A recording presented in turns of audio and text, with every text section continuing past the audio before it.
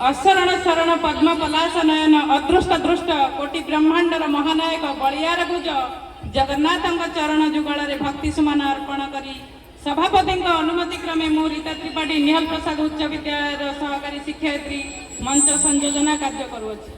महामान्य मते सुजोग प्रदान करिथिबारु मु तांकटी कृतज्ञता ज्ञापन करुछि एवं धन्यवाद अर्पण करुछि। वर्तमान सभापति आज आम विद्यालय प्रधान शिक्षक को निवेदन करुछि वार्षिक विवरणी पाठ करिवे। जय जगन्नाथ।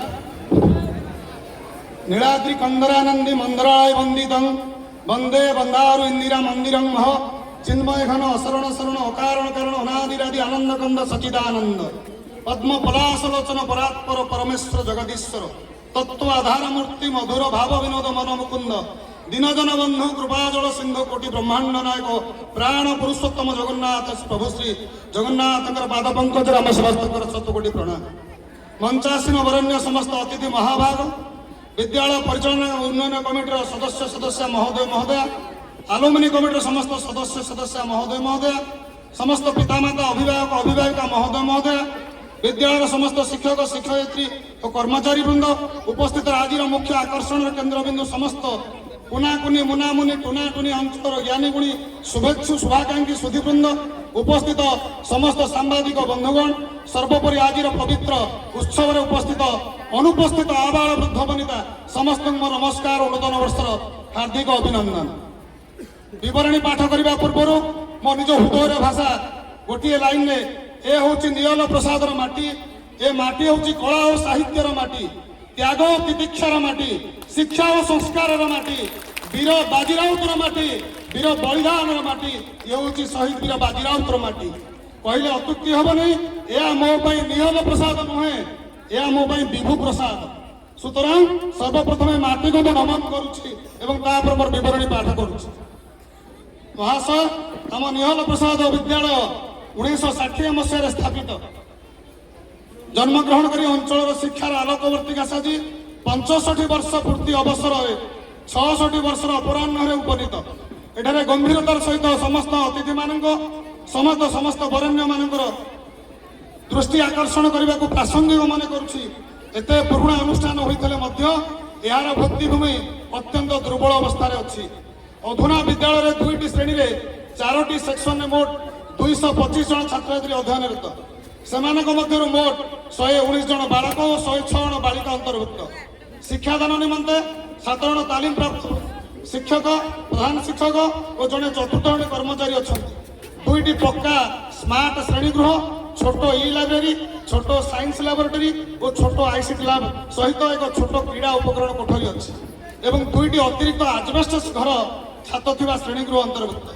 प्रधान शिक्षक प्रकोष्ठ और शिक्षक साधारण प्रकोष्ठ छात अति पुराणा आजबेस्ट छात थिबा सान सान कोठरी अच्छी। विद्यालय वार्षिक हाईस्कूल सर्टिफिकेट परीक्षा फल विगत 5 वर्ष मध्य आशाजनक भाव में विद्यालय गौरव को बजाय रखिपारी। बालक और बालिका निमंते पृथक भाव में 2टी शौचालय उपलब्ध एक बृहत खेल पड़िया अच्छी। विद्यालय शैक्षिक कार्यक्रम सहित अनेक सह शैक्षिक कार्यक्रम कर प्रत्येक दिन पिला नैतिक शिक्षा प्रदान करने सहित विद्यालय सर्वांगीन विकास दिगरे गुरुत्व आरोप कर आम विद्यालय विद्यालय स्तर आलुमिनी कमिटी विद्यालय परिचालना कमिटी आलुमिनी कमिटी नियमित व्यवधान में कमिटी गुड़िकर बैठक बसाई समस्त प्रकार गठनमूलक निष्पत्ति ग्रहण कर छात्र छात्री मानक सरकार तरफ मुख्यमंत्री पोषण योजना गत अप्रिल मासरू मध्याह्न भोजन प्रदान कर छात्र छात्री मैंने बेस उपकृत होती फ्री यूनिफॉर्म फ्री साइकेल अन्य छात्रवृत्ति योजना छात्र छात्री मैंने उपकृत होते वर्णित बहु सुविधा थिबा सत्वे आम विद्यालय अनेक समस्या असुविधार सम्मुखीन हो छात्र छात्री मान स्वार्थ रक्षा ये अंचल स्वार्थ रक्षा दृष्टि समस्त अवगत निमंते विशेषतः माननीय मंत्री महोदय कृपा दृष्टि आकर्षण करने को प्रासंगिकता अनुभव करुच्ची। जथा एक एत संख्यक छात्र बसवाई श्रेणीगृहर घोर अभाव अच्छी 4टी अतिरिक्त पक्का श्रेणीगृह निहाती आवश्यकता अच्छी। वर्षा दिने आजबेस्ट छात्र पानी गली शिक्षादान प्रक्रिया बाधा सहित बहु मूल्यवान सामग्री आसबाबपत्र स्मार्ट बोर्ड क्षतिग्रस्त हो सबुठारु गुरुत्वपूर्ण प्रसंग है विद्यालय रात्र जगुआल तथा झाड़द्वार और हाउस कीपिंग पदवी पूर्ण हो ବିଦ୍ୟାଳୟର ସୁରକ୍ଷା ପ୍ରତି ପ୍ରଶ୍ନବାଚୀ ସୃଷ୍ଟି ହେଉଛି। ବିଦ୍ୟାଳୟ ପ୍ରାଙ୍ଗଣରେ ପରିଷ୍କାର ପରିଚ୍ଛନ୍ନତା ବଜାୟ ରଖିବାରେ ଘୋର ଅସୁବିଧା ସୃଷ୍ଟି ହେଉଛି। ପାନୀୟ ଜଳ ନିମିତ୍ତ ବିଦ୍ୟାଳୟରେ କେବଳ ଗୋଟିଏ ବୋରୱେଲ୍ ଉପଲବ୍ଧ, ଯାହାକି ବିଦ୍ୟୁତ ସରବରାହ ବନ୍ଦ ହେଲେ ପାନୀୟ ଜଳ ଓ ରୋଷେଇ କାର୍ଯ୍ୟ ପାଇଁ ନାନା ଅସୁବିଧା ସମ୍ମୁଖୀନ ହେଉଛି। ଅତି ପୁରୁଣା ଭଙ୍ଗାରୁଜ ଆଜବେଷ୍ଟସ୍ ଛାତକୁ ପକ୍କା ଛାତରେ ପରିଣତ କରିବାର ଆବଶ୍ୟକତା ଅଛି, ଯାହାକି ଛାତ୍ରଛାତ୍ରୀମାନେ ବେଶ ଉପକୃତ ହେବେ।